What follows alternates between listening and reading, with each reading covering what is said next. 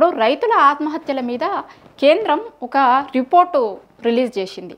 దాంట్లో ఏముందంటే అంతకుముందు తెలంగాణ రాష్ట్రం ఏర్పడ్డ తర్వాత 10 ఏళ్ల కాలంలో అంటే కేసీఆర్ సీఎంగా ఉన్నప్పుడు రైతుల ఆత్మహత్యలు విపరీతంగా తగ్గినాయి. అంతకుముందుతో పోలిస్తే రైతుల ఆత్మహత్యలు విపరీతంగా తగ్గినాయట.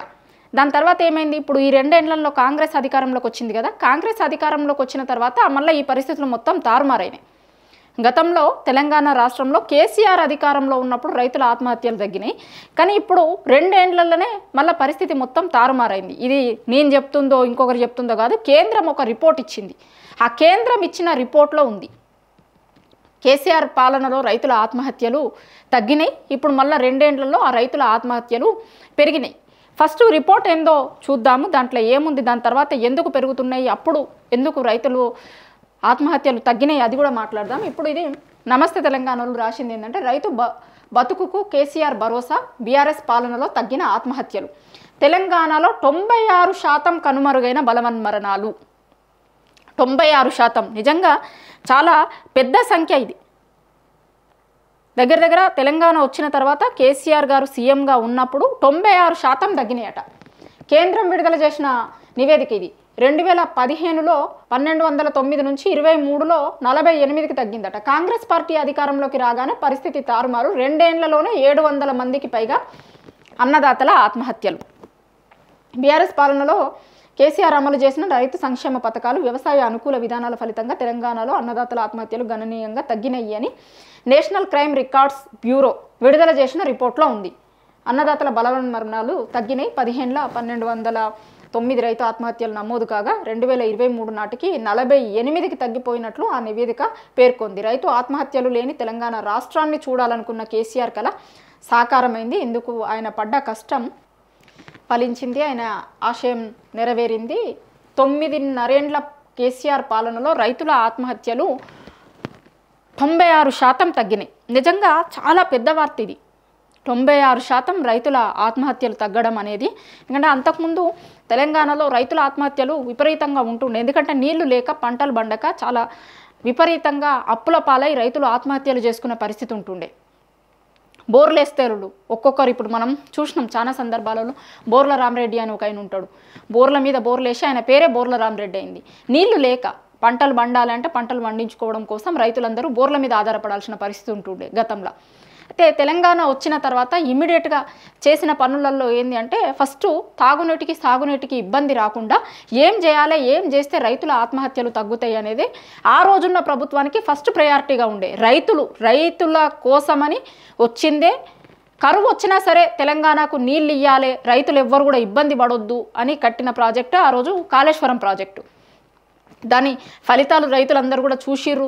ఒకవేళ అంటే నీళ్లు లేని పరిస్థితులలో కూడా కాళేశ్వరం నుంచి నీళ్ళు ఎట్లిచ్చిర్రు, రైతులందరికీ తెలంగాణ ఏర్పడ్డ తర్వాత నీళ్ళు ఎట్లొచ్చినాయి, ఎట్లా రైతులందరూ పంటలు పండించుకున్నారు అంతా మన కండ్ల ముందుంది.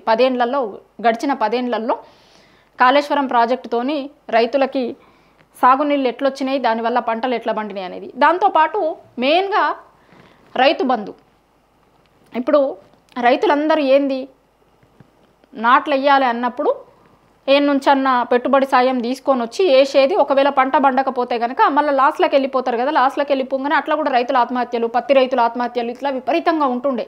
ఎందుకంటే ఆ పెట్టుబడి కోసం పెట్టేదే పైసలు వేరేటోళ్ళ దగ్గర అప్పు తీసుకొని వచ్చి పంట సరిగా రాక, నీళ్లు లేక, పంటలు పండక సరిగా రైతులు ఆత్మహత్యలు చేసుకోవాల్సిన పరిస్థితి ఉండే. అయితే నీళ్లతో పాటు పెట్టుబడి సాయం కూడా ఇవ్వాలి అనేది ఆ రోజు కేసీఆర్ గారి ప్రభుత్వం తీసుకున్న నిర్ణయాలలో ఒక గొప్ప నిర్ణయం. రైతు బంధు ఇచ్చి జనాలకి పెట్టుబడి సాయం ఇవ్వాలి. రైతులకి పెట్టుబడి సాయం ఇస్తే కనుక రైతు పంట వేసుకునే ముందు అప్పు కోసం వేరేటోళ్ళ దగ్గర చెయ్యి జాపే పరిస్థితి ఉండదు.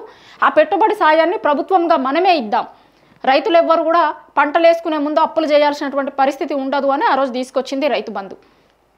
టర్ముకు 5,000 చొప్పున, సంవత్సరంకి 10,000 రైతు బంధు ఇచ్చిర్రు ఆ రోజు.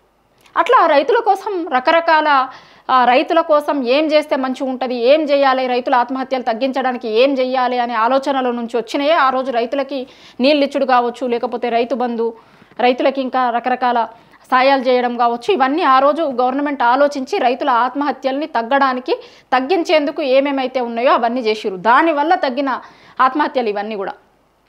వట్టిగానే కాదు, దానికోసం నిరంతరంగా అసలు ఏం చేయాలి, రైతుల కోసం ఏం చేస్తే మంచిగా ఉంటుంది అనేది ఆలోచించి ఆ రోజు అవన్నీ చేసిరు కాబట్టి రైతుల ఆత్మహత్యలు తగ్గినాయి. అవన్నీ లేకనే అంతకుముందు రైతుల ఆత్మహత్యలు అనేది పెరుగుతూ ఉండేది. అయితే ఇప్పుడు మళ్ళీ ఏమైంది, 1209 నుంచి 48కి తగ్గింది. నిజంగా 4 అంకెల నుంచి 2 అంకెలకు తగ్గిపోయింది. ఇట్లా సింపుల్గా చెప్పుకోవాలనుకుంటే మనం ఇగో ఎంత ఉండే ఎంతకి తగ్గింది అనేది 96% తగ్గింది. అంతకుముందు ఎట్లుంటుండే అంటే రైతు ఆత్మహత్యల్లో ఎప్పుడు 2-3 స్థానాలలో ఉండే తెలంగాణ 7వ స్థానానికి చేరింది. అంతకుముందు ఏముంటుండే అంటే ఫస్ట్ వేరే రాష్ట్రం ఏదన్నా ఉంటుండే, నెక్స్ట్ తెలంగాణనే ఉంటుండే 2వ స్థానంలో లేక 3వ స్థానంలో ఆత్మహత్యలల్లో. కానీ ఇప్పుడు ఏమైంది, 7వ స్థానానికి పడిపోయిందట అది. అంతకుముందు అప్పుడు బీఆర్ఎస్ గవర్నమెంట్ ఉన్నప్పుడు. ఇప్పుడు మళ్ళీ సేమ్ యాజ్ ఇట్ ఈజ్. ఇప్పుడు మళ్ళీ ఏమవుతుంది, ఇప్పుడు మళ్ళీ పరిస్థితి మళ్ళీ పాత పరిస్థితి వచ్చేటట్టు కనిపిస్తుంది. 2 ఏళ్లలో 700 మందికి పైగా అన్నదాతలు బలవన్మరణానికి పాల్పడ్డారు. ఎందుకు, ఇంకా మనం చెప్పుకుందే ఇప్పుడు రైతు బంధు మనం ఇంతకుముందు చెప్పుకున్నాం కదా, 80 లక్షల కోట్లు రైతుల ఖాతాలలోకి జమ చేసిర్రు. అట్లా రైతులకి కావాల్సిన, రైతులు ఇబ్బంది పడకుండా ఉండాల్సిన విధంగా ఏం చేయాలి, ఏం చేస్తే మంచిగా ఉంటుంది అనేది చేసిర్రు. రైతులు ఇబ్బంది పడకుండా చేసిర్రు కాబట్టి ఆ రోజు రైతు పంటలు పండించుకున్నాడు, ఆత్మహత్యలు తగ్గినాయి. అయితే కాంగ్రెస్ గవర్నమెంట్ వచ్చినాక ఏం చెప్పింది, ఇందిరమ్మ రాజ్యం, రైతు రాజ్యం. వాళ్ళ స్లోగన్లే మెయిన్ స్లోగన్ రైతు రాజ్యం. మరి రైతు రాజ్యంలో ఏమవుతుంది, రైతు రాజ్యంలో ఏమైంది, 2 ఏళ్లలో 700 మందికి పైగా అన్నదాతలు బలవన్మరణానికి పాల్పడ్డారట. రైతు రాజ్యంలో మరి ఇంకా ఆత్మహత్యలు తగ్గిపోవాలి కానీ ఎందుకు పెరిగినాయి, ఒక్కసారి కాంగ్రెస్ ప్రభుత్వం ఆలోచన చేయాలి. రైతు రాజ్యం ఇందిరమ్మ రాజ్యం అన్నారు కదా, మరి ఇందిరమ్మ రాజ్యంలో ఎందుకు రైతుల ఆత్మహత్యలు పెరుగుతున్నాయి మళ్ళా, ఎందుకు అంటే ఓ దిక్కు కాళేశ్వరంని అసలు మొత్తం కూలేశ్వరం అని, లేకపోతే 1,00,000 కోట్లు పోయినాయి అని, అది చేసి ఇది చేసి దాన్ని పనికిరాని ప్రాజెక్ట్ లెక్క చూపించాలని రైతులకి నీళ్ళు ఇవ్వకుండా ఇబ్బంది పెట్టిరు. రైతు బంధు పేరునే సరే వీళ్ళు మార్చిర్రు అనుకోర్రి. వీళ్ళు రైతు బంధు అదేం కొత్త పథకం కాదు, కాంగ్రెస్ గవర్నమెంట్ తీసుకొచ్చిన కొత్త పథకం ఏం కాదు. అంతకుముందు కేసీఆర్ గారు పెట్టిన పథకాన్ని వీళ్ళు పేరు మార్చి పైసలు కూడా పెంచిస్తాము అని చెప్పిర్రు. కానీ ఆ పైసలు పెంచిచ్చింది లేదు, ఏం లేదు. గత 2 ఏళ్ళు ఇప్పుడు కాంగ్రెస్ గవర్నమెంట్ వచ్చింది అయితే సంవత్సరం ఇయ్యలే. 3వ టర్మ్లో మళ్ళీ దాన్ని కూడా 15,000 ఇస్తాము అని చెప్పి మేము అట్లా అనలేదు అని మళ్ళీ 12,500 ఇచ్చిర్రు. ఆ 12,500 కూడా రైతు కూలీలకు ఇస్తాము అన్నారు, రైతులకు ఇస్తామన్నారు, అందరికి ఇస్తాము అన్నారు. ఇక ఎవరికి ఇచ్చిర్రు, ఏమి ఇచ్చిర్రు అనేది మనకు తెలుసు. మొత్తం మీద అయితే కేంద్రం ఇచ్చిన నివేదికతోని ఒకటి ఏం బయటపడ్డది అంటే, ఇప్పుడు చాలాసార్లు వీళ్ళు ఏం చెప్తారు అంటే, అంతకుముందు మొత్తం ఏదో అప్పుల పాలు చేసి వేయండు కేసీఆర్, ఏం చేయలే అన్న లెక్క మాట్లాడతారు కదా. అవి మాట్లాడినప్పుడల్లా ఏంది అంటే, ఇట్లాంటి రిపోర్ట్లు చూస్తే రైతులు కూడా ఒక్కసారి ఆలోచించుకోవాలి. కాంగ్రెస్ చెప్తుంది ఏంది, నిజంగా జరిగింది ఏంది తెలంగాణలో అనేది ఇట్లాంటి రిపోర్ట్లు బయటకు వచ్చినప్పుడు తెలుస్తుంది. రైతుల ఆత్మహత్యలు అనేటువంటిది విపరీతంగా తగ్గిపోయినాయి. 48 దగ్గర 96% రైతుల ఆత్మహత్యలు తగ్గినాయి.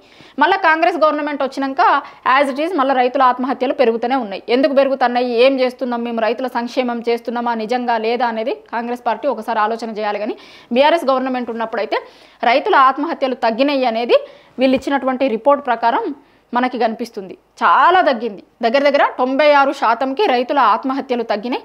కేసీఆర్ గారు సీఎంగా ఉన్నప్పుడు, బీఆర్ఎస్ పార్టీ అధికారంలో ఉన్నప్పుడు.